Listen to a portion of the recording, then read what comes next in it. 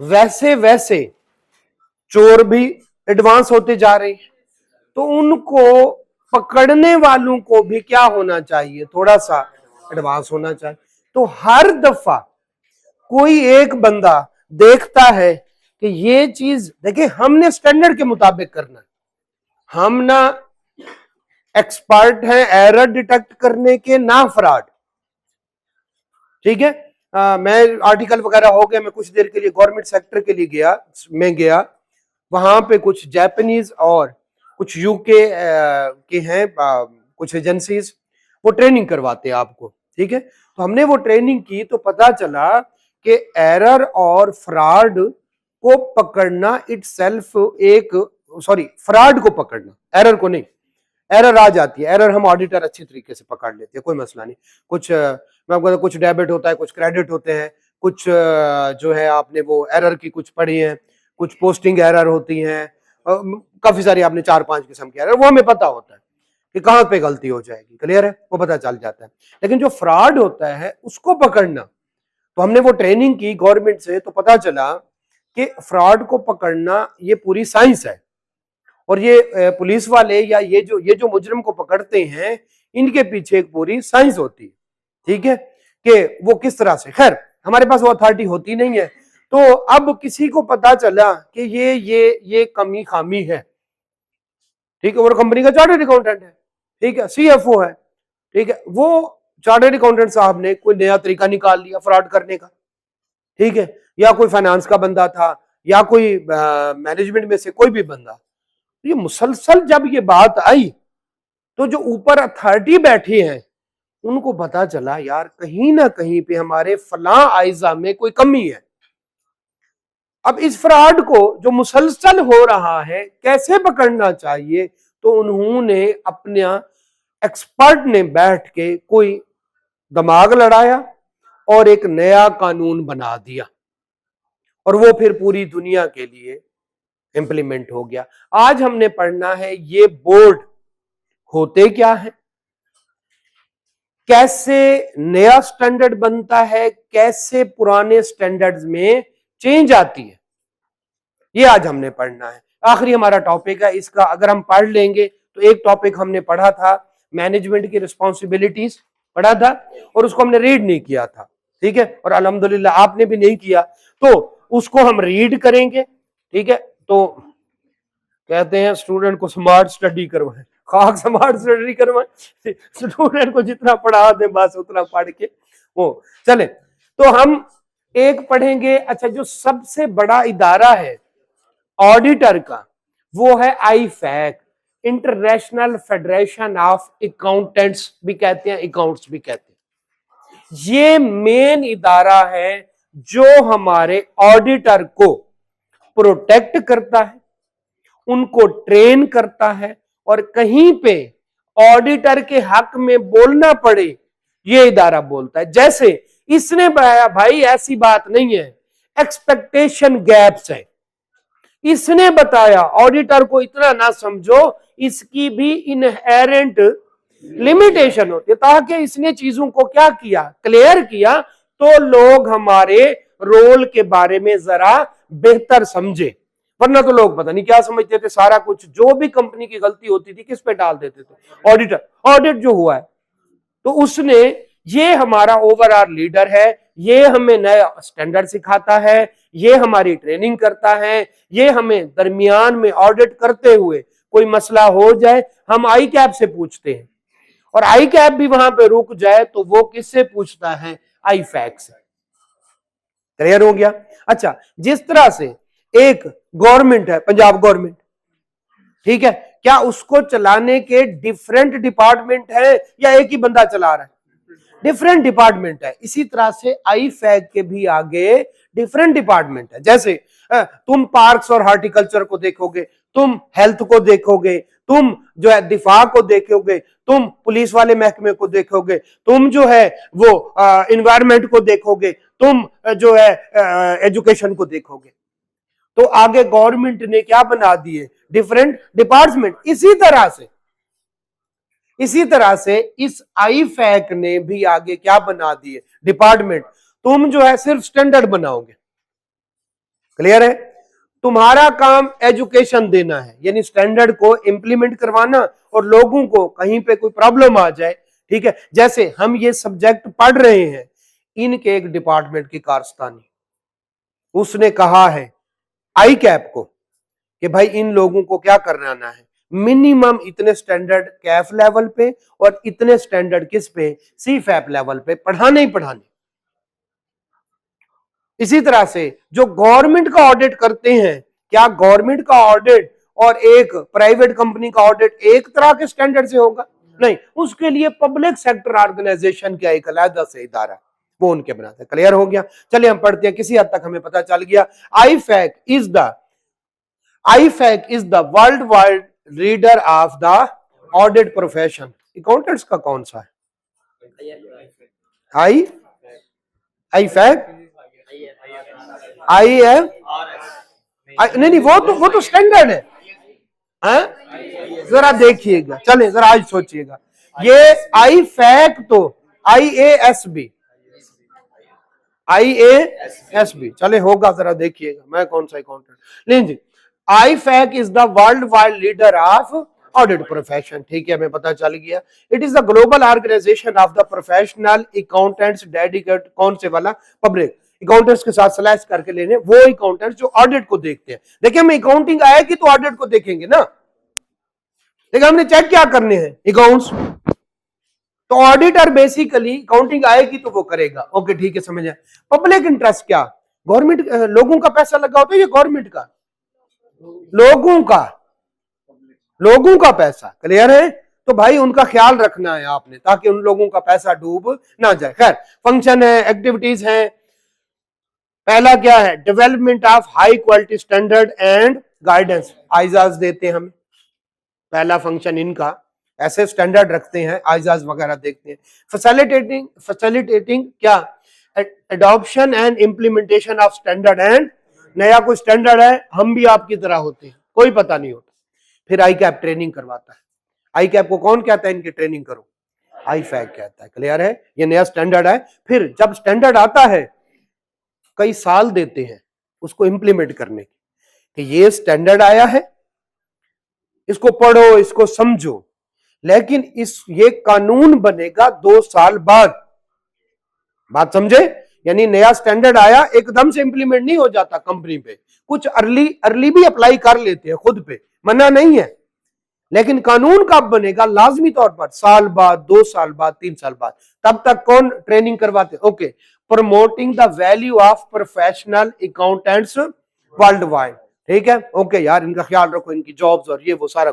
Speaking out on public interest issues where professional voice is important, ये वाला जो था, कौन से वाला, कि हम 100% ऑडिट नहीं करते ड्यू टू, ये इधर कहता है speaking out on public interest issues where professional voice is important. कोई तो हमारे हक में आवाज उठाए, तो किसने उठाई, आईफैक ने। भाई क्या होती है, ठीक है, कि इनहेरेंट लिमिटेशन होती है इनकी, इनको ये ना समझो कि भाई हर चीज से फ्री होगी आपकी फाइनेंशियल स्टेट। आगे चलते। अच्छा, कोई बहुत ज्यादा एग्जाम वाइज जो है इंपॉर्टेंट नहीं है, बट स्टिल क्वेश्चन तो आ सकता है, 4 मार्क्स का ही पूछ ले।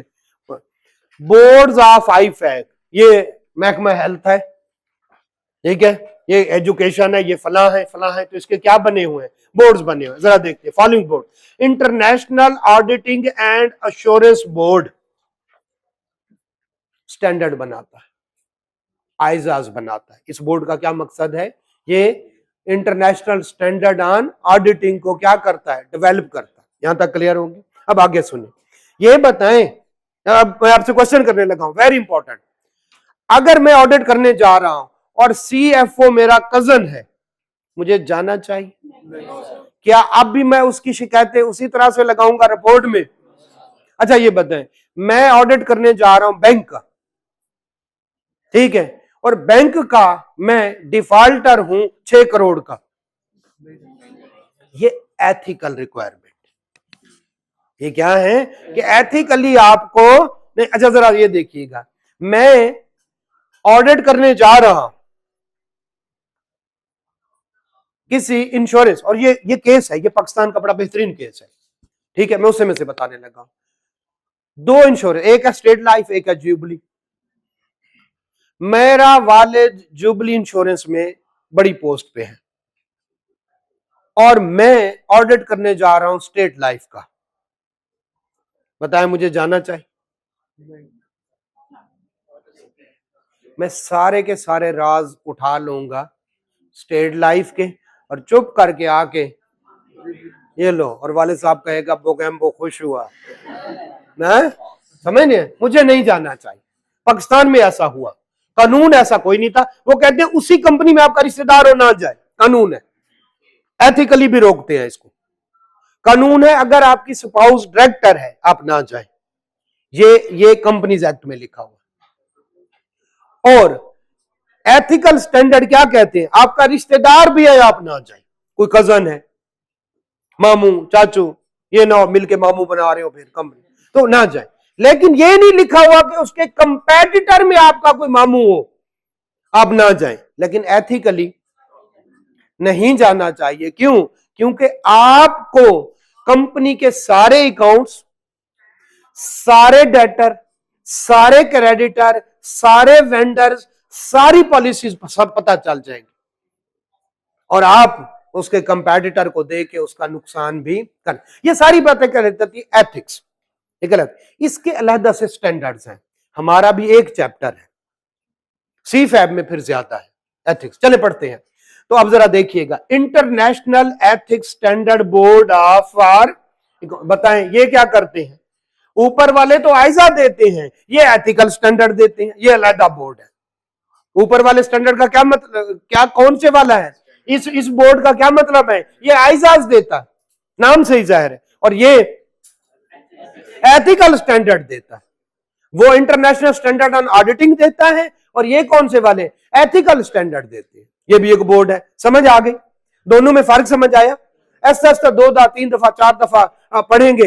अच्छा ये बताएं, पाकिस्तान रेलवे का ऑडिट और नेस्ले का ऑडिट एक ही लेवल का होगा? वो प्रॉफिट के लिए है, वो नॉन प्रॉफिट है, वो गवर्नमेंट है। अब मैं जरा देखने लगा हूं, international public sector accounting standard board, ये कौन से वाला है? जो गवर्नमेंट का ऑडिट करते हैं उन स्टैंडर्ड कौन सा बनाता है? Public sector. कौन से वाला? क्लियर है? समझ, फर्क मैं बताना चाहता हूं, ठीक है, रट्टा आपने लगाना। तो पहले वाला कौन बनाता है? यूं समझ लें प्रॉफिट वाली जो ऑर्गेनाइजेशन है, नॉन प्रॉफिट ऑर्गेनाइजेशन है, गवर्नमेंट नहीं, पब्लिक सेक्टर नहीं, उनके लिए ये, एथिकल के लिए ये, और किसके लिए?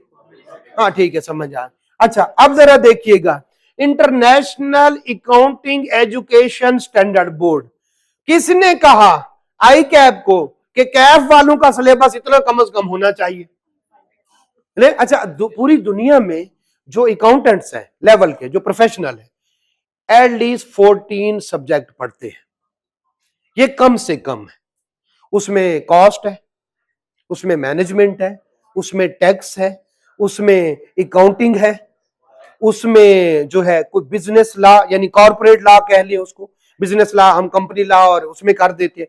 फिर इनको क्या कर देते हैं, बाज़ दफा तोड़ देते हैं, जैसे कॉर्पोरेट लॉ को हमने तोड़ दिया 3 में, ठीक है, कैसे? उसको पहले हम थोड़ा बिजनेस लॉ में पढ़ते हैं, फिर कंपनी लॉ में, और आखिर पे कॉर्पोरेट लॉ, सी फैब। क्लियर हो गया? 14 सब्जेक्ट पढ़ने हैं, कोई 16 कर लेता है, कोई 18 कर लेता है, कोई 20 कर, कम से कम किसने पढ़ने? 14। ये नहीं पढ़ेंगे आपको प्रोफेशनल डिग्री नहीं मिलेगी, नंबर 1। नंबर 2, आप जो स्टैंडर्ड पढ़ रहे हैं जरा उसका आइजा को क्या कहते हैं? International standard on auditing. International, इसका मतलब है पाकिस्तान से बाहर भी जाए तो काम आएगा। क्यों? उसके पीछे ये है, इंटरनेशनल अकाउंटिंग एजुकेशन स्टैंडर्ड, ये हर एक को कहता है, एसीसी वालों को भी कंट्रोल कर रहा है, वो भी यही पढ़ते हैं। मैंने एसीसी किया हुआ है, तो वो भी यही स्टैंडर्ड पढ़ते हैं जो हम। हाँ एग्जाम लेवल में डिफरेंस हो सकता है, एग्जाम लेवल में डिफरेंस हो सकता है, कौन सा है मैं आपको आगे बताऊंगा। वो स्ट्रक्चर हो सकता है, कम स्ट्रक्चर हो सकता है, सख्त हो सकता है, नरम हो सकता है, लेकिन एट लीस्ट ये स्टैंडर्ड पढ़ने ही पढ़ेंगे। हम भी आइजाज पढ़ते हैं, वो भी आइजाज पढ़ते हैं, हम भी आईएफआरएस पढ़ते हैं, एसीसीए वाले भी हम भी कॉस्ट पढ़ते हैं, वो भी पढ़ते हैं, वो अपने मुल्क का टैक्स पढ़ते हैं, हम अपने मुल्क का टैक्स पढ़ते हैं। क्लियर है? तो एक जो कहता है एजुकेशन कैसे देनी है, वो कौन से वाला है? चारों को जल्दी से पढ़े। और क्या इनका पता चलता है? नाम से ही पता चलता है कि ये क्या करते हैं। नाम से ही पता चलता है कि ये क्या करते हैं। जरा जल्दी से मुझे बताएं। पहला जो आइजा, दूसरा एथिक्स, तीसरा पब्लिक सेक्टर, चौथा एजुकेशन। ये पावर वर्ड्स है, उनको अंडरलाइन कर दें। इसमें जो है ये स्टैंडर्ड्स को मैं कर दूंगा, और इसमें एथिकल स्टैंडर्ड्स को, और इसमें पब्लिक सेक्टर को, और इसमें एजुकेशन को। बाकी याद तो करने ही करने।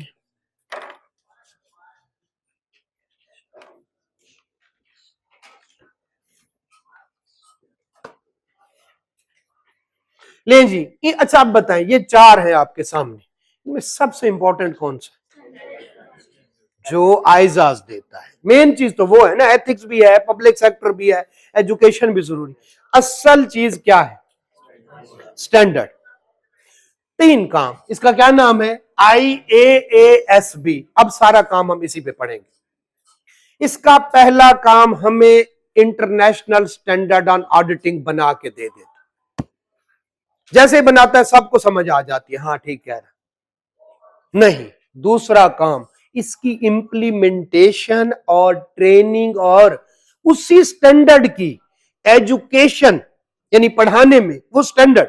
पिछला जो बोर्ड है पूरी दुनिया में अकाउंटेंट्स को, ऑडिटर को क्या पढ़ाना है वो बताता है, लेकिन जो स्टैंडर्ड आ गया उसको इंप्लीमेंट कहां कहां करना है, उसकी ट्रेनिंग कैसे करवानी है, ये करवाता है। दो काम। IA, इसका क्या मतलब है? IA नाम क्या है? International auditing and. इन चारों में से सबसे इंपॉर्टेंट यही है। हम इनको डिटेल से नहीं पढ़ेंगे, इसको डिटेल से पढ़ें। क्लियर हो गया? IAASB नाम क्या है? इंटरनेशनल। क्लियर हो गया? ये हमें आइजाज देता है, इंटरनेशनल स्टैंडर्ड ऑन ऑडिटिंग दे देता है। उसके बाद उसको इंप्लीमेंट करवाने में, ट्रेनिंग करवाने में, उसको एजुकेट कराने में साल डेढ़ साल तक हमारी हेल्प करता रहता है। सेमिनार होते हैं, उसमें यूके के बंदे आए होते हैं, कि पता नहीं कहां कहां से लोग आए होते हैं, हम भी जाते हैं। नया स्टैंडर्ड जब आता है कि ताकि हम आगे रवानी से ना सिर्फ आप लोगों को पढ़ा सकें, लेकिन जब हम फर्म में जाएं तो अपने मैनेजर्स को, अपने ट्रेनीज को भी बता सकें कि आप ऑडिट करते हुए ख्याल रखना नया स्टैंडर्ड आ चुका है इसमें, जिस तरह अकाउंटिंग स्टैंडर्ड होती है। आखिरी बात, कहीं कहीं पे स्टैंडर्ड जैसे एक लॉ होता था, एक नोटिफिकेशन होता था टैक्स में। लॉ कानून बड़े लेवल की बात होते है, लेकिन दरमियान में कहीं जरूरत पड़ जाए तो FBR की तरफ से क्या आ जाता है? नोटिफिकेशन। इसी तरह से कहीं पे स्टैंडर्ड रुक जाता है तो एक रिलीज आती है, ठीक है, और उसको वो कहता है, यहां पे लिखा होगा, ठीक है, इंटरनेशनल ऑडिटिंग प्रैक्टिस स्टेटमेंट। यानी कोई ऐसा कानून आया जिसकी आइजा में कोई एग्जांपल नहीं मिलती, फौरन हम आई कैप से पूछेंगे। आई कैप किससे? IAASB से कहेगा भाई इसका क्या करो, तो वो एक प्रेस रिलीज जारी करेगा, स्टेटमेंट, इसको ऐसे निपटो, इसको ऐसे निपटो। तो उसको क्या कहा गया? International auditing practice statement. अब ये बताएं, ये और आइजा सेम पावर की है? आइजा बड़ी पावर की है। ये तो वक्ती तौर पर वो कानून है, ये वक्ती तौर पर उनकी तरफ से कोई स्टेटमेंट आ गई। तीन काम करते हैं IASB। नंबर 1 हमें आइजाज देता है, स्टैंडर्ड। नंबर 2 उसकी ट्रेनिंग, इंप्लीमेंटेशन में हमारी हेल्प करता है। नंबर 3 हमें वो स्टेटमेंट देता है जिसका क्या नाम है? International auditing practice statement. ये क्यों आती है? जहां पे स्टैंडर्ड चुप हो जाते हैं, या यहां भी जा सकती है बात, यहां भी जा सकती है, उससे पूछते हैं भाई इसके तो दो मतलब निकल रहे हैं, क्या करें? या सर जी ये नया एक काम आया है, इसको कैसे निपटा जाए? तो वो आपको एक स्टेटमेंट देता है, लेकिन इस स्टेटमेंट की वैल्यू हमेशा आइजाज से यानी स्टैंडर्ड से कम होगी। चले पढ़ते हैं, हमें पता चल गया ये क्या करता है। IASB is one of the board with in, ये तो हमें पता है। IFAC का क्या है? एक बोर्ड है, कौन से वाला? IASB and perform the following function. पहला, it develops and promotes standard of assurance and related service. assurance है audit, related services. क्या हमें कोई कहे, जरा सुनिएगा, क्या हमें कोई कहे कि हमारी कैश में चोरी हुई है सर ऑडिट कर दें, तो वो भी हम कर देंगे, लेकिन क्या वो अश्योरेंस सर्विस है? नॉन अश्योरेंस पढ़ा था कहीं पे, वो कौन से वाली है? Non assurance. कोई हमें कहे सर हमें अकाउंट्स तो बना दे, क्या हम अकाउंट्स नहीं बना सकते? बना सकते, उसके पैसे चार्ज कर ले, क्या वो अश्योरेंस सर्विस है? कौन से वाली? तो ये स्टैंडर्ड देता है अश्योरेंस और नॉन अश्योरेंस सर्विस। आपने टैक्स में पढ़ा है, जिसके अकाउंट्स बनाए उसका ऑडिट ना करें, और जिसका ऑडिट कर रहे हैं उसकी टैक्स पता नहीं पढ़ा था। एथिक्स वाले चैप्टर में पढ़ा था कि भाई जिसकी अकाउंटिंग एंट्रीज आप कर रहे हैं उसके फिर टैक्स का काम ना पकड़। ये स्टैंडर्ड भी कहते हैं, ये स्टैंडर्ड भी कहते हैं कि एश्योरेंस सर्विस दे रहे हैं तो रिलेटेड सर्विसेज छोटे लेवल की दे, वो पता नहीं क्या रिटर्न फाइल कर सकते हैं। था कोई चैप्टर 3 भूल गए आप टैक्स का? क्लियर है? छोटे लेवल की सर्विस दे सकते हैं, बड़े लेवल की सर्विसेज नहीं दे सकते, क्योंकि अपना काम तो कोई नहीं चेक करता ना। ठीक है, अपना चले बस, ठीक है, ओके। पहला क्या है? On develops and promotes standard. असल में क्या बात है कि ये स्टैंडर्ड देता है। दूसरी बात पढ़ते हैं, दूसरी बात, it provides facilitation in adoption and implementation of international. Clear हो गया? तो पहला स्टैंडर्ड देता है, दूसरा फैसिलिटेट करता है। किस लिहाज से? कि ये अडॉप्ट कर सके लोग, उनको ट्रेनिंग करवाता है, उनको फैसिलिटेट करता है, उनको इंप्लीमेंट करने में क्या करता है? हेल्प। तीसरा दरमियान वाला पढ़ लीजिएगा, इन एडिशन टू आइजाज। आइजाज से क्या मुराद है? International standard on auditing. IASB also issue कौन से वाला? International auditing. ये क्या बला है? जहां पे आइजा में कोई इम्बेगिटी आती है, कोई दो मतलब आते हैं या कोई एक्सप्लेनेशन नहीं होती, helps auditor to implement ISAs and promote good in. भाई ये नहीं लिखा हुआ, ख्याल कीजिएगा, ठीक है? अगर पाकिस्तान में कोई मसला है वो इंडिया में भी तो आ सकता है, तो इंडिया में भी ये स्टेटमेंट चली जाएगी। वो जो है नेपाल में भी तो मसला आ सकता है, तो नेपाल में भी वो स्टेटमेंट भेज देंगे ताकि क्या हो सके? गुड ऑडिटिंग प्रैक्टिस को अंडरलाइन कर।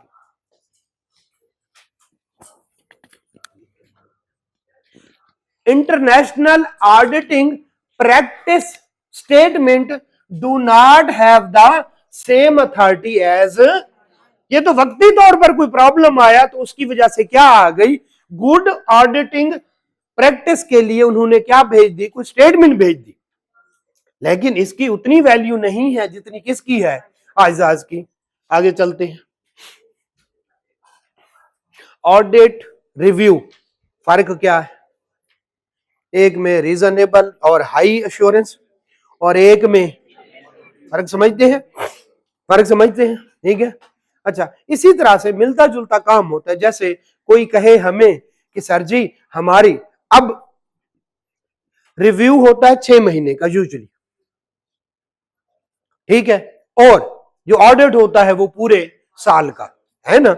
ये फर्क। अगर हमें कोई कहे, अगर हमें कोई कहे कि सर ये मेरी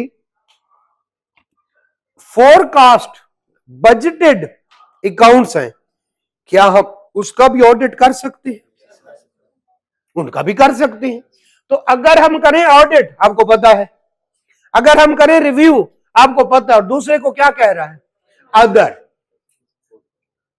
फोरकास्ट। इसकी 3-4 वो लिखे हुए, जरा लिख ले। नंबर 1 KPI, की परफॉर्मेंस इंडिकेटर, सुना होगा, उसका ऑडिट करें तो ये अदर है, ना ये रिव्यू है ना ये ऑडिट है। और इसी तरह से सस्टेनेबिलिटी रिपोर्ट होती है, इसके बाद वो लगा लीजिए, कॉमा लगा लीजिएगा, सस्टेनेबिलिटी। अब स्पेलिंग देख लीजिए कि ये कोई कहे मेरे बिजनेस की सस्टेनेबिलिटी, तो ये भी एक तरह की एश्योरेंस सर्विस है। हाँ, ये बिजनेस चलता रहेगा, लेकिन ये ऑडिट है क्या? ये रिव्यू है? नहीं, ये अदर एश्योरेंस सर्विस। और नीचे लिखा हुआ है प्रोस्पेक्टिव फाइनेंशियल इंफॉर्मेशन, बजट को ऑडिट करना। आइए जरा आप पढ़ते हैं। अश्योरेंस सर्विसेज तीन तरह की, ऑडिट पता चल गया, पूरे साल के हिस्टोरिकल फाइनेंशियल स्टेटमेंट पे क्या देना, क्लियर है, और 6 महीने की हिस्टोरिकल फाइनेंशियल स्टेटमेंट पे लिमिटेड, ठीक है, और फाइनेंशियल या नॉन फाइनेंशियल इंफॉर्मेशन पे कोई लिमिटेड या अश्योरेंस, उसको हम क्या कहेंगे, अदर, मसलन केपीआई का ऑडिट, मसलन सस्टेनेबिलिटी का ऑडिट, मसलन बजट का ऑडिट। फर्क समझ गए, इनको क्या कहेंगे, अश्योरेंस सर्विस। अच्छा रिलेटेड सर्विसेज बता दे, मैं अभी बताया था,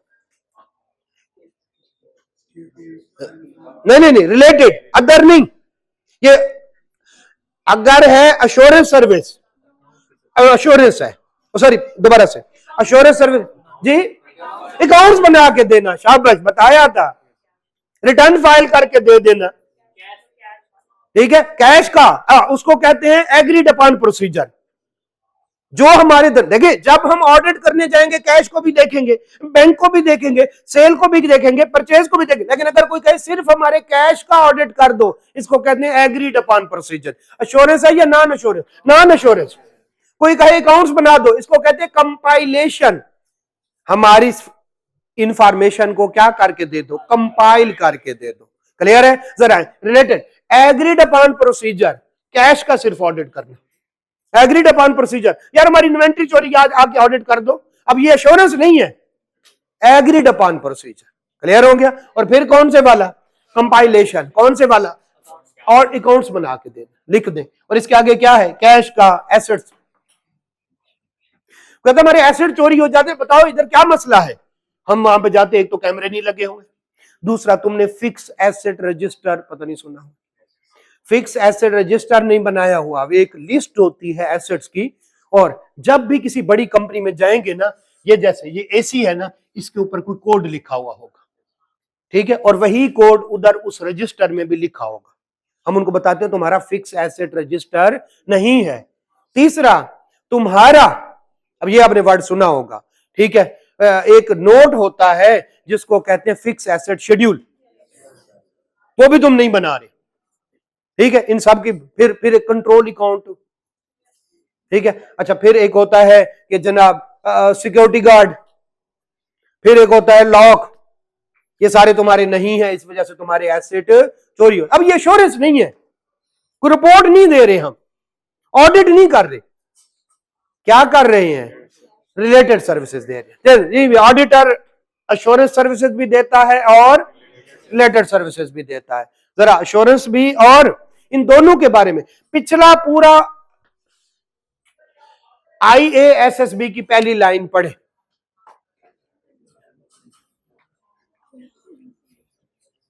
क्या लिखा हुआ है, और इन्हीं दो को नीचे बयान किया। एश्योरेंस तीन तरह की, ऑडिट, रिव्यू और अदर।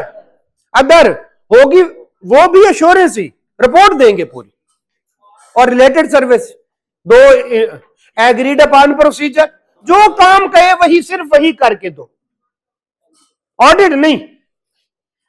अब ये कैमरे नहीं लगे हुए, ये ऑडिट है नहीं, एग्रीड अपॉन प्रोसीजर। और कौन से वाली, कंपाइलेशन, क्लियर हो गया। तो हमें स्टैंडर्ड बताते हैं कि आपने एश्योरेंस और रिलेटेड सर्विस कैसे देनी, क्लियर है, क्लियर है। अच्छा ये बताएं, कंपाइलेशन कर दिया आपने, इसका मतलब अकाउंट्स बना दिए, इसका मतलब है अकाउंट्स बना दिए, अब आप ऑडिट भी कर सकते हैं उसका, सेल्फ रिव्यू थ्रेट अपने बनाए हुए, तो फिर स्टैंडर्ड कहते हैं या कंपाइलेशन की सर्विसेज दो या फिर एश्योरेंस सर्विस दो ऑडिट की, क्लियर हो गया। ये स्टैंडर्ड बात करते हैं, चले हमें पता चल गया, आगे चलते, नहीं समझ आ रही, चलें बस ठीक है। ले जी, अब कुछ इसके बाद ना, ये ऐसे लगता है इसी के पॉइंट है, इधर लकीर लगा ले, इधर लकीर लगा लेंगे ना।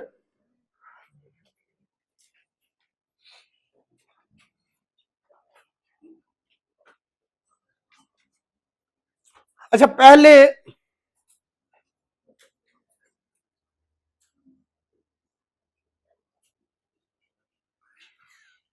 ठीक है। अच्छा, पहली दो लाइनें पढ़े, अब पहली दो लाइनें पढ़े।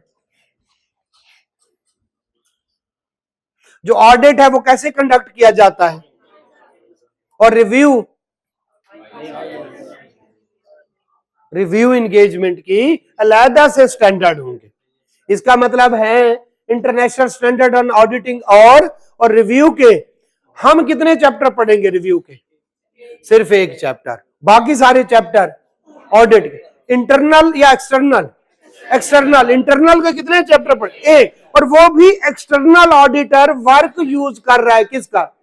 ठीक है। अच्छा, बाकी पढ़ते हैं आगे, ये वाला पता चल गया। Other assurance service, other assurance engagement are conducted in according with international standard on assurance engagement, कोई होंगे, ज्यादा वो नहीं है। Related services are conducted in according with international standard on, उन्हीं स्टैंडर्ड में से मजीद स्टैंडर्ड्स हैं।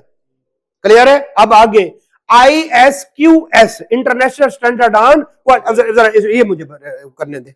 अच्छा, ये बताएं, अगर आज मेरे पास टोटल कुछ मुख्तलिफ ये वो मिला के कुछ 25 से 30 होंगे जो मेरी फर्म में बंदे हैं, मेरे पास आ जाता है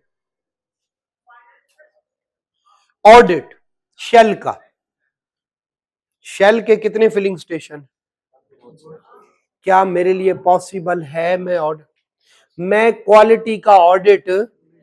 अब जरा सुने, एक बड़ी फर्म है और उनके पास ऑडिट आ जाता है अमेज़न का। अमेज़न तो पाकिस्तान में है ही नहीं।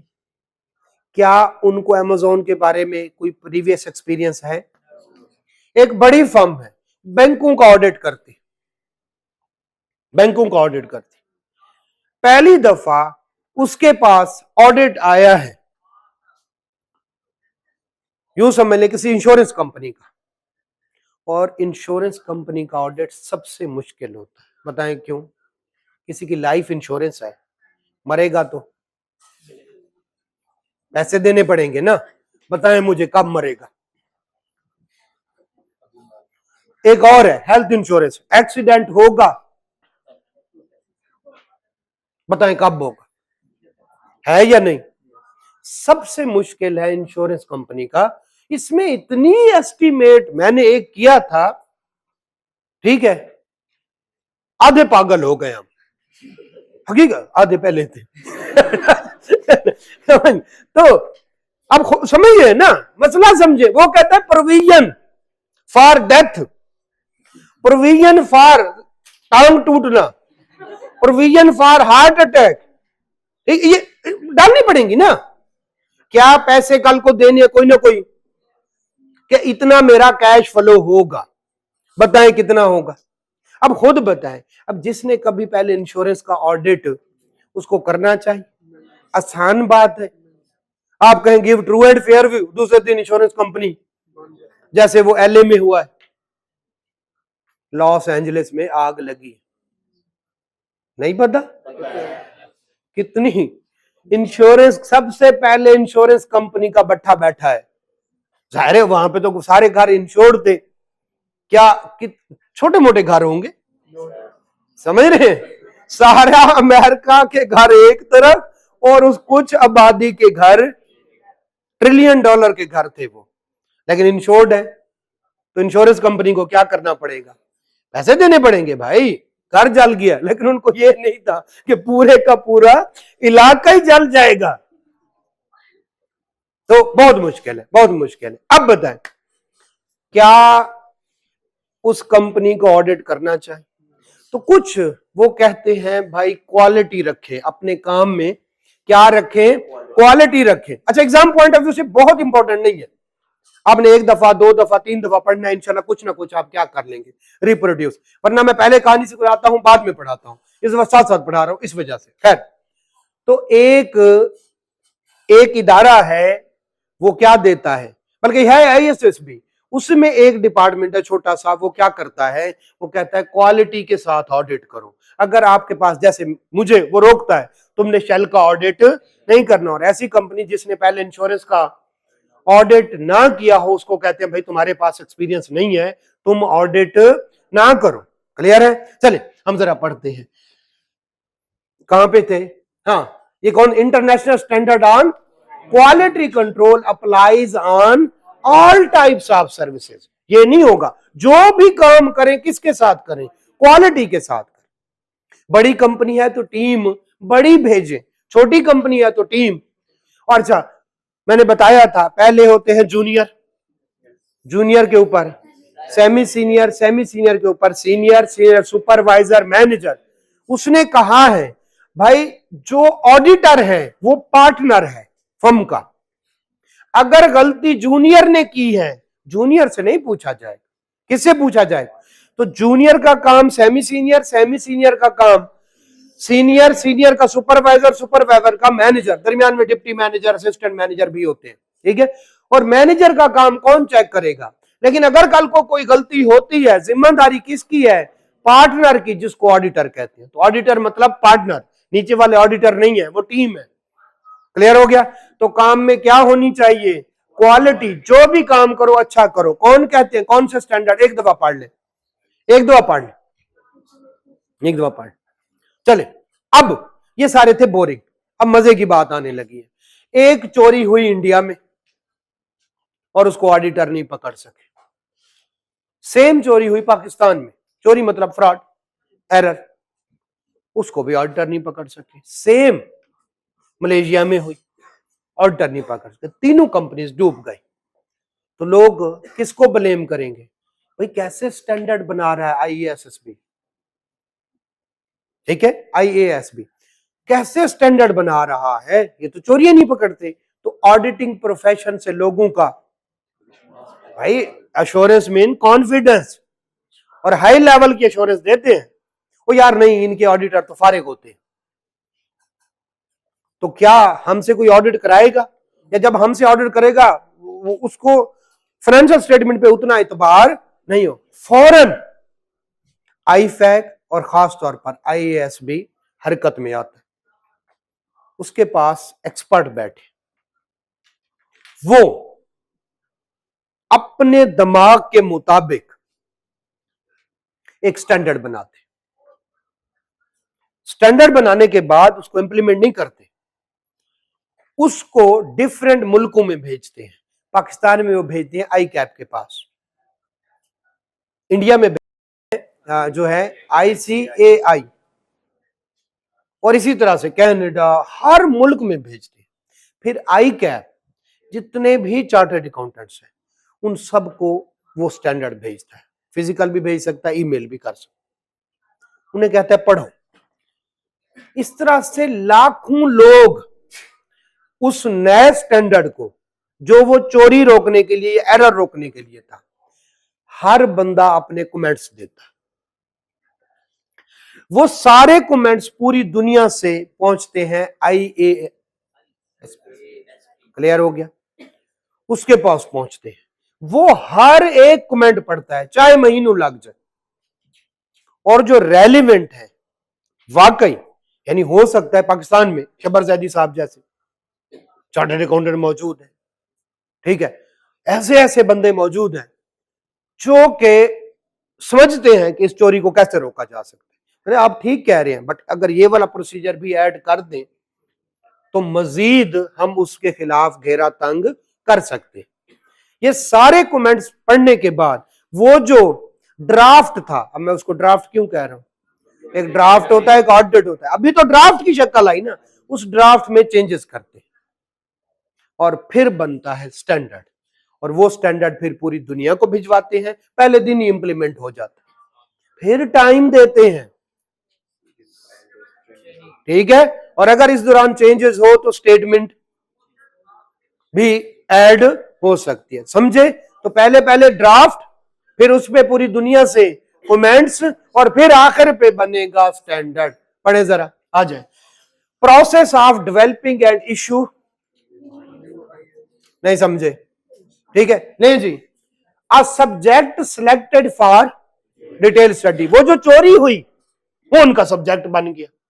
नहीं यार, इस पे अब कोई ना कोई स्टैंडर्ड आना चाहिए। ये एरिया हमारा ग्रे है, इस पे कुछ ना कुछ होना चाहिए। After conducting comprehensive study and, बड़े बड़े वहां पे दुनिया के जितने भी अच्छे चार्टर्ड अकाउंटेंट होते हैं उनको ऑफर आती है इनकी तरफ से, जो भी मशहूर होते हैं कि भाई आप हमारे साथ काम करना चाहिए। यानी वहां पे करीम इकट्ठा है, ऑडिटर की करीम इकट्ठा है। वो आज भाई हमारे पास बैठे बैठे, ठीक है, कमाल के लोग। आज एन एक्सपोजर ड्राफ्ट, ड्राफ्ट क्यों कह रहा है पता है, is produce which is approved by and then distributed widely for public. से मुराद ये नहीं है कि रेडी वाले भी कमेंट कर रहे होंगे उसमें, जो एक्सपर्ट है हर जगह। पाकिस्तान में किसके पास आता है, आ गया, चलो ठीक है। Comments and proposed amendments, comments and proposed amendments are consider by, जब वापस जाते हैं तो एक एक कमेंट को एक एक प्रपोज, ठीक है। The new age is then, clear हो गया, ठीक है। आगे चलते, ये बेहतर था, आगे चलते हैं। नहीं जी, जैसे अच्छा आपको बताएं, सबसे पहले आपने आइजाज नहीं देखे हुए, IFRS देखे हुए। सबसे पहले क्या होता है, सोच के लाएं, उसका नाम, उसके बाद शुरू में कोई गाइडलाइन इंट्रोडक्शन, उसके बाद कोई रिक्वायरमेंट, ठीक है, और उसके बाद कोई इजाफी, पता नहीं कुछ कुछ वो बोल्ड फॉर्म में होते हैं और कुछ जो है ब्रैकेट में होते हैं। ये स्टैंडर्ड्स की एक वो होती है। ये अगर आपने स्टैंडर्ड देखे, नहीं आपको तो स्टैंडर्ड ही नहीं है, आप क्यों स्टैंडर्ड देखे, वो मेरे लेवल का नहीं है तो वो वाले, ठीक है। तो भाई एक दफा स्टैंडर्ड को देखना है। तो जो मेन बात होती है वो बोल्ड होती है, और जो उसकी एक्सप्लेनेशन होती है वो जरा बारीक वर्ड्स में लिखी होती है। दरमियान में जो उसको जो है उन्होंने मजीद एक्सप्लेन करना है, एग्जांपल देती है तो उसको एक बॉक्स में बंद करके लिखते हैं और साथ में स्पीकर सा बना होता है, ठीक है। इसी तरह से काफी सारी चीजें, क्लियर है। तो इसी तरह से जो आइजाज है उनकी भी होती है। सबसे पहले क्या है, इंट्रोडक्टरी, फिर उसके ये क्यों आया, फिर डेफिनेशंस, ठीक है। उसके बाद रिक्वायरमेंट्स, ये कानून है कि हम ऑडिटर से क्या चाह रहे हैं, उसने ये करना है, उसने ये करना है। और आखिर पे क्या है, application and other explanatory material, ठीक है, इंक्लूडिंग कौन से वाले, कोई अगर कोई अपेंडिक्स होते हैं ना, ठीक है, अपेंडिक्स 1 2 3, कोई इजाफी बातें, बस ये इतना है। आगे चलते हैं। ये बताएं पाकिस्तान में कौन से वाला कानून चलता है। जैसे हम हैं मुसलमान, कुरान और सुन्नत के मुताबिक जिंदगी गुजारते हैं और वो लाजमी है, अगर ना गुजारे तो गुनाह है। इसलिए जो प्रोफेशनल हैं वो इंटरनेशनल स्टैंडर्ड ऑन ऑडिटिंग के मुताबिक अपनी प्रोफेशनल लाइफ गुजारते हैं, और अगर ना गुजारे तो उनको रोक दिया जाता है। अगले दिनों KPMG का एक पार्टनर था, उसको साल के लिए उन्होंने रोक दिया आई कैप ने कि तुम साइन नहीं कर सकते, क्योंकि अपने वो प्रोफेशनल स्टैंडर्ड से थोड़ा उसने क्या किया, डेविएट किया। क्लियर हो गया। तो हम पे सारे के सारे आइजाज क्या लगते हैं, इंप्लीमेंट होते हैं। जरा पढ़ते हैं। Authority and state of ISAs in Pakistan, audit is conducted in accordance with, ठीक है, to obtain the reasonable assurance, it is the compulsory for the auditor to comply with the all requirement. All को underline कर लो।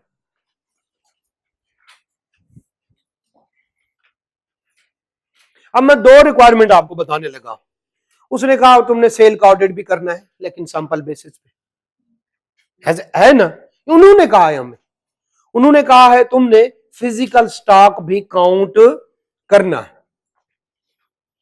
उसने कहा है कि अगर कोई ब्रांच है किसी की तो तुमने वहां भी विजिट करना है। ये मैं आपको एग्जांपल दे रहा हूं। अब जरा मुझे बता दी, हमने ये सारी बातें फॉलो करनी है या नहीं।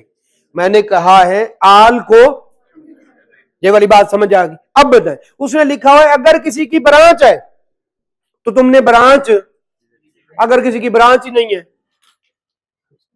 तो ये वाली रिक्वायरमेंट रेलिवेंट, समझ गए ना। कब हम उसकी रिक्वायरमेंट को फॉलो नहीं करेंगे, जब वो रेलिवेंट, वो कहता है किसी की ब्रांच है तो तुम उसको क्या करो, विजिट करो। और अगर ब्रांच ही नहीं है, एक जगह पे बिजनेस है, तो हमारे लिए ये वाली क्या हो गई, क्लियर हो गया। दूसरा, वो कहता है, अच्छा कोई ऑडिटर है, ऐसे एग्जांपल दे रहा हूं, अगर किसी का कोई ऑडिटर है और ऑडिटर मर जाए फिर भी वही ऑडिट करेगा। हो सकता है 4 जुलाई को साल खत्म हुआ, 4 जुलाई को ऑडिटर मर गया, तो अब क्या, अब कंपनी क्या करे, कंपनी बंद कर दे क्योंकि ऑडिटर मर गया है। नेस्ले का ऑडिटर है केपीएमजी, केपीएमजी का जिसने करना था, समझो एक ही पार्टनर है, और वो मर गया, केपीएमजी तो बंद, तो साथ में नेस्ले को भी बंद, किसी और से ऑडिट करवाए। क्या करें, एक और ऑडिटर अपॉइंट करें। भाई अब्बा तो नहीं मर गया, ऑडिटर ही मर रहा है ना, अब यतीम हो गए जनाब नेस्ले वाले, ऐसा कुछ नहीं। अच्छा आप बताएं, अब जरा सुनिएगा, हाँ ये आ गया, ये अगला चैप्टर यही है कि कब करना और कितने दिन में करना, इसको कहते हैं कैजुअल वैकेंसी। खैर, उन्होंने ऑडिटर अपॉइंट किया, ऑडिटर जब अपॉइंट किया, ठीक है, अब कानून सुनिएगा, कानून है 30 जून को ऑडिटर अपॉइंट होता है साल के दूसरे तीसरे महीने। 2024 का ऑडिटर अक्टूबर 23 में अपॉइंट होता है, चाहे तो इंटरम, पता नहीं मैं अजीब बातें कर रहा हूं, समझ रहे, और कानून कहता है 30 जून को तुमने स्टॉक टेक करना है। कानून कहता है 30 जून को तुमने क्या करना है, स्टॉक। ऐसा ऑडिटर जो मरने वाले ऑडिटर की जगह आया है, वो तो अपॉइंट ही जुलाई में हुआ है,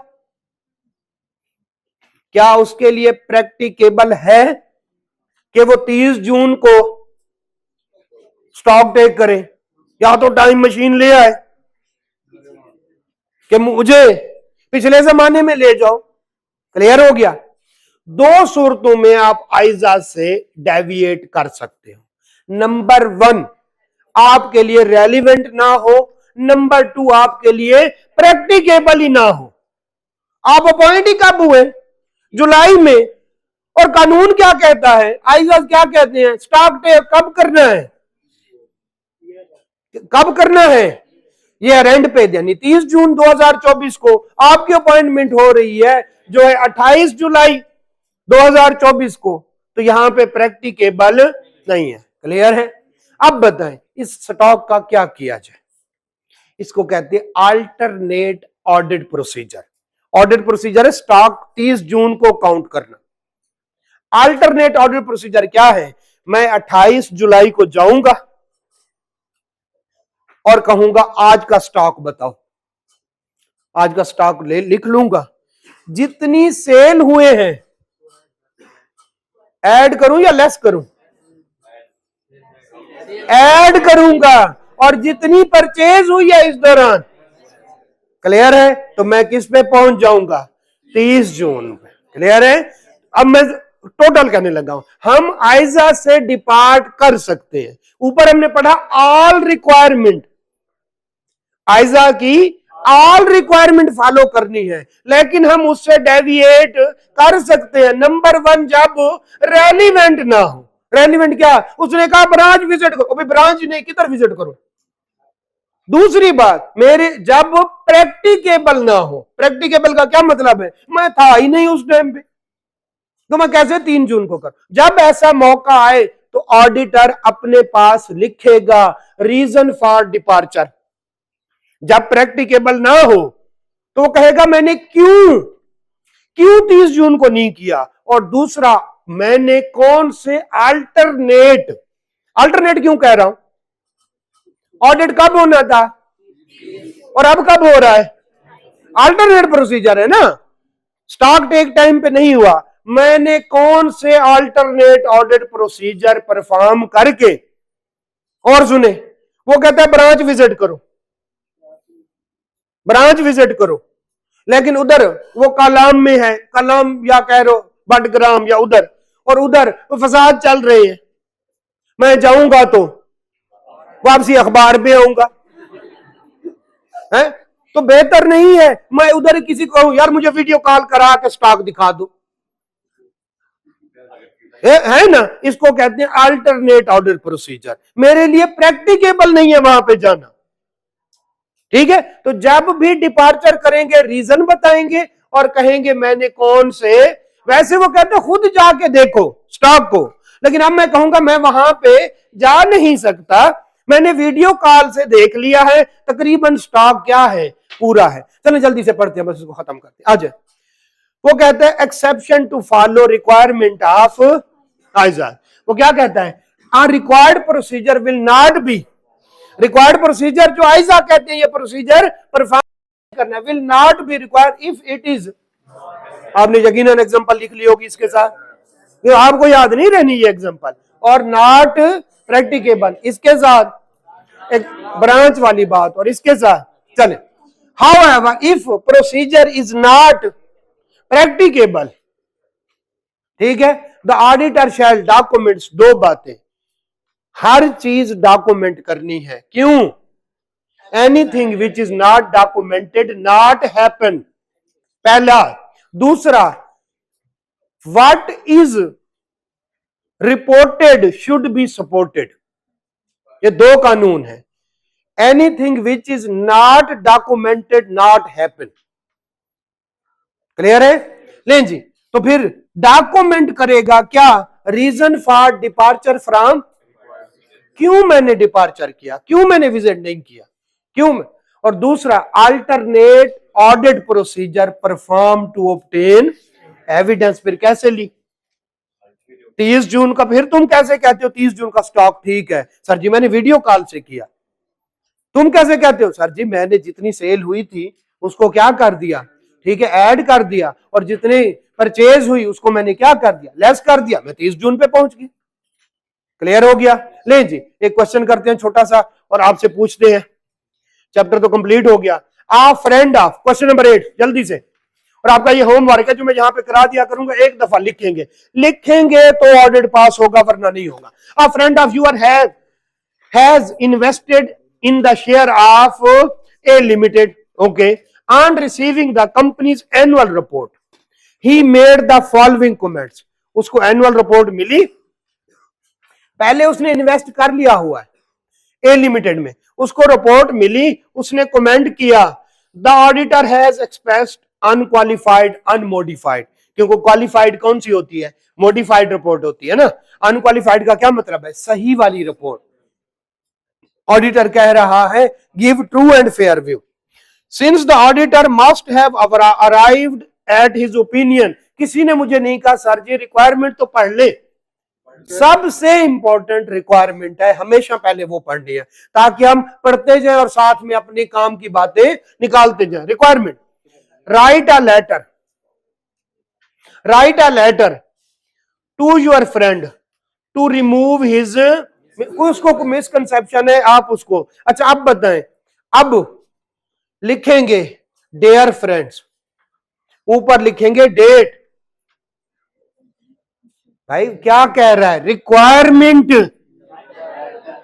अब जिसने वो बातें लिख दी मार्क्स कट जाएंगे, क्यों, वो बार बार चीख के कह रहा है कि BWCS नाम का एक सब्जेक्ट पढ़ा है जिसमें डेट, जिसमें उस बंदे का टू फला सब्जेक्ट, बहुत डिटेल से ना लिखे, कुछ ना कुछ शक्ल तो लेटर की बनाए, हमें जो आता है हम वो लिख देते हैं, वो बार बार कह रहा है write a letter to your friend, भाई खुदा का खौफ करना, ये ख्याल रखना। नहीं जी, जल्दी जल्दी इसको करते हैं, related to the audit of financial statement, उसको मिसकंसेप्शन है, इंक्लूडिंग, साथ में लिखना है ब्रीफ एक्सप्लेनेशन ऑफ योर, उसको उसकी गलती क्या है, आपका क्या पॉइंट ऑफ व्यू है, जल्दी से हम पढ़ते हैं।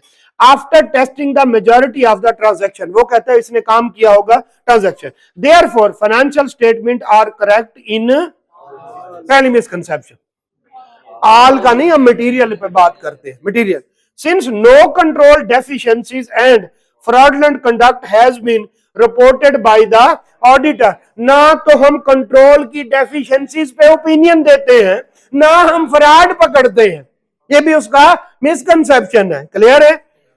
I can safely invest further amount of money in the company as there is no risk I will lose my money due to fraudulent conduct of the management or misrepresentation in the, उसको समझाएं, भाईजान अभी भी आपके पैसे डूब सकते हैं। क्यों? क्योंकि हम ऑडिट करते हैं सैंपल बेसिस पे, कहीं पे 100% ट्रांजैक्शन, कहीं पे सैंपल। क्लियर है ना? तो अब देखिएगा कि उसने आंसर में क्या क्या शामिल किया। इसको 8 नंबर, कितने? 8 है, कम से कम 12 लाइनें लिखनी है। क्लियर है? अब आप ये अपने पहले सोचें, अपने पॉइंट बना लें, उसके बाद आंसर देखें। चले कल यही से स्टार्ट।